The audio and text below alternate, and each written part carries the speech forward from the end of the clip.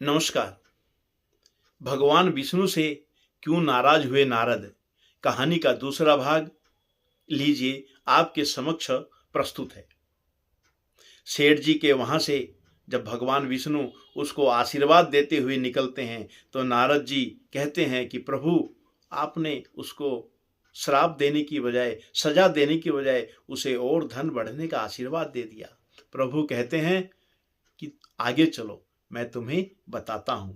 और फिर नारद जी और भगवान विष्णु साधु के वेश में एक कुटिया के समक्ष जाकर के भिक्षा के लिए याचना करते हैं। कुटिया के बाहर से एक वृद्धा, दरिद्र वृद्धा बाहर निकलती है और उनके समक्ष कहती है, क्योंकि वह भगवान को मानने वाली थी, भगवान का नाम लेने वाली थी, इसलिए उनके सामने हाथ जोड़ के कहती है, प्रभु, मेरे पास आपको देने के लिए कुछ भी नहीं है, अन्न भी नहीं है। हाँ, मेरी गाय है, इस गाय का दूध से मैं आपकी आतिथ्य कर सकती हूँ, आपको दूध पिला सकती हूँ। और बड़े सम्मान के साथ दोनों को चारपाई पे बिठा करके और गाय का दूध निकाल करके वह बुढ़िया, दरिद्र बुढ़िया, उन दोनों को नारद जी और भगवान विष्णु जो साधु के वेश में वहां थे उनको दूध पीने के लिए देती है। और वो दोनों दूध पी करके तृप्त होते हैं। नारद जी अंदर ही अंदर बड़े प्रसन्न होते हैं। उन्हें बहुत अच्छा लगता है कि देखो, एक वो धनवान था, उसने हमें इतने अपशब्द कहे, और एक ये दरिद्र वृद्धा है जो हमारा इतना सम्मान करती है, इतना मान करती है।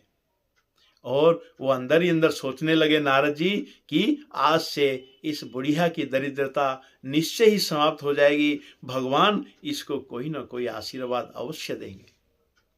और जब वहां से भगवान विष्णु और नारद प्रस्थान करते हैं तो भगवान विष्णु वृद्धा की कुटिया की तरफ मुख करते हुए कहते हैं कि माई, तुम्हारी ये गाय तुम्हारा साथ शीघ्र ही छोड़ दे। यह सुनकर के नारद जी व्याकुल हो जाते हैं। नारद जी नाराजगी भर के लहजे में कहते हैं, प्रभु, ये कैसी लीला, ये क्या कर रहे हैं आप? जिसने हमें अपशब्द कहा, जिसने हमें अपमानित किया, जिसने हमें प्रताड़ित किया, उसको तो आपने धन धान्य और बढ़े ऐसा आशीर्वाद दिया, और इसने जो आपका नाम जाप करती है, प्रभु का स्मरण करती है, हमारी इतनी सेवा की, और फिर भी आपने इसको कहा कि इसकी गाय इसका साथ छोड़ दे। ये तो अन्याय है प्रभु, ये अच्छा नहीं किया आपने।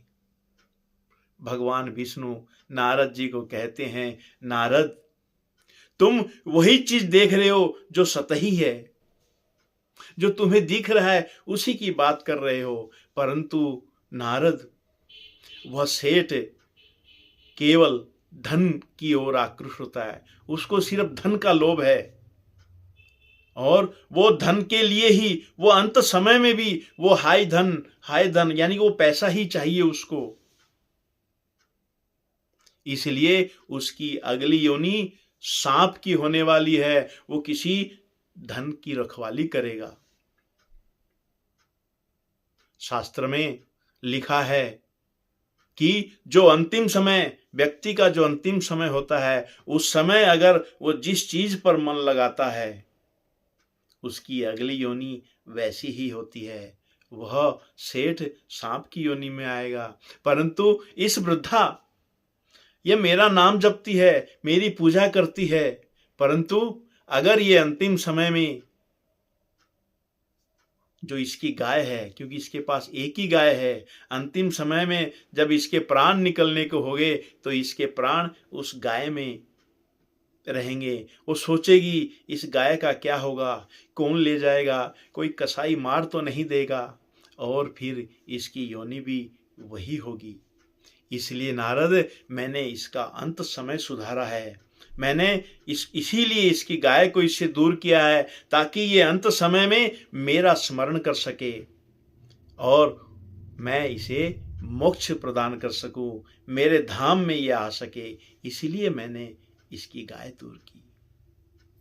नारद जी समझ गए भगवान विष्णु की लीला अपरंपार है, उनकी लीला बहुत गुड़ है, समझना बहुत कठिन है।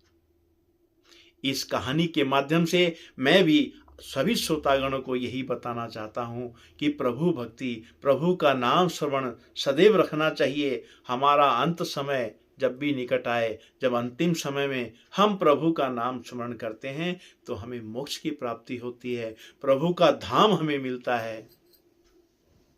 इसलिए सभी से यही आग्रह है कि अंतिम समय में प्रभु का नाम स्मरण करें। मेरी यह कहानी यहाँ समाप्त होती है। आशा है आपको अच्छी लगी होगी। चैनल को सब्सक्राइब करें और अन्य कहानी के लिए बने रहें।